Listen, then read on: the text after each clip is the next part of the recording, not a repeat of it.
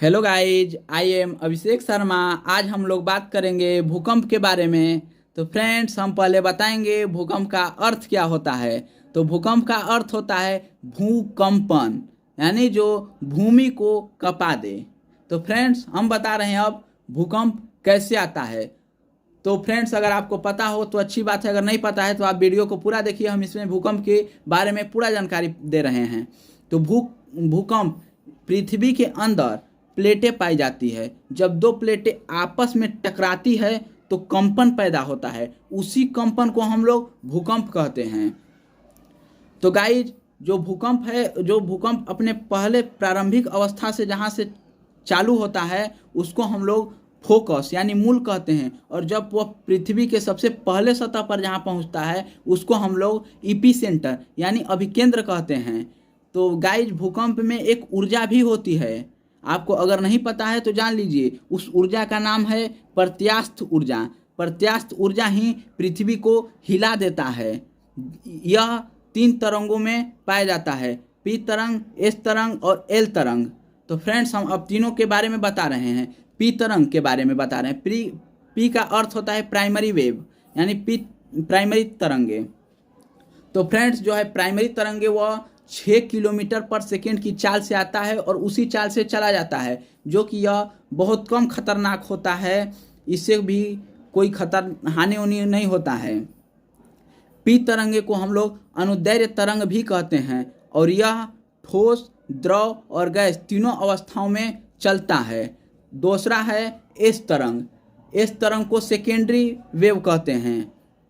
इस तरंग का जो चाल है वह 3 किलोमीटर पर सेकेंड की चाल से आता है और उसी चाल से चला जाता है। ये पी तरंगे से थोड़ा खतरनाक होता है, बहुत थोड़ा। ये तरंगे अनुप्रस्थ तरंगे होती है।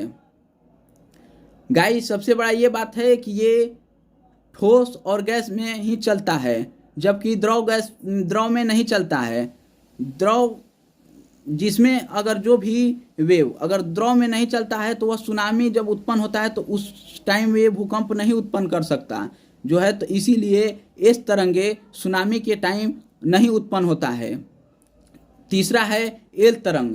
एल तरंग की जो है ये 1.5 किलोमीटर पर सेकेंड की चाल से आता है और ये बहुत धीमी ही रफ्तार उसी चाल से जाता है, जो कि ये बहुत धीमी है। और हाँ गाइज, ये भूकंप के मामले में सबसे ज़्यादा खतरनाक होता है पी तरंग।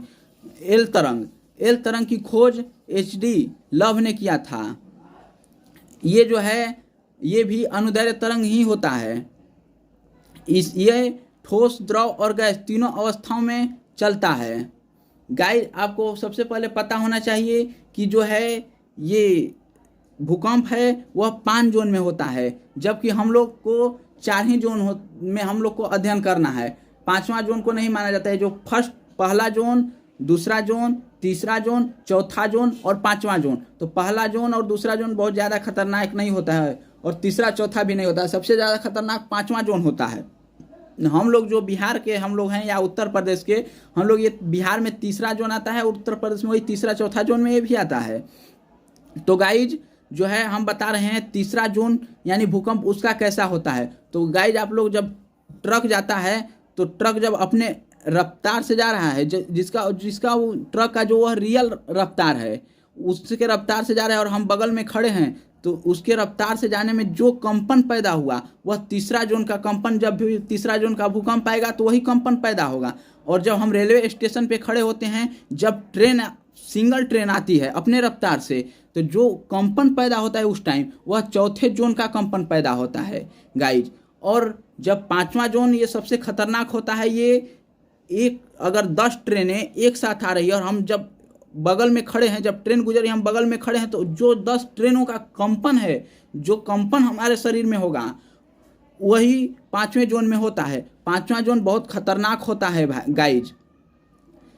और हम लोग इसको भूकंप के जो ग्राफ को दर्शाते हैं जिस पे, उसको हम लोग सेस्मिग्राफ कहते हैं। और इसको जो हम लोग नापते हैं भूकंप को, उससे रिएक्टर स्केल से मापते हैं भूकंप को।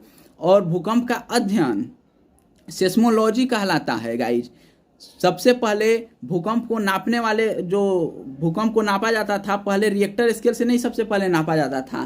पहले उसको मर्केलिन स्केल से मापा जाता था गाइज। जो है मर्केलिन स्केल ये 1 से 12 जोन तक आता था, जो कि इससे ये ज़्यादा अच्छा नहीं हुआ, जो कि ये सटीक नहीं बता पा रहा था। इसीलिए हम लोग ने रिएक्टर स्केल को बनाए यहाँ के वैज्ञानिकों ने। तो थैंक यू गाइज। अगर आपको वीडियो अच्छी लगी हो तो लाइक करें, चैनल को सब्सक्राइब करें और बेल आइकन दबाना ना भूलें, और अपने दोस्तों को भी शेयर करें ताकि उनको भी इसके बारे में जानकारी प्राप्त हो। Thank you guys.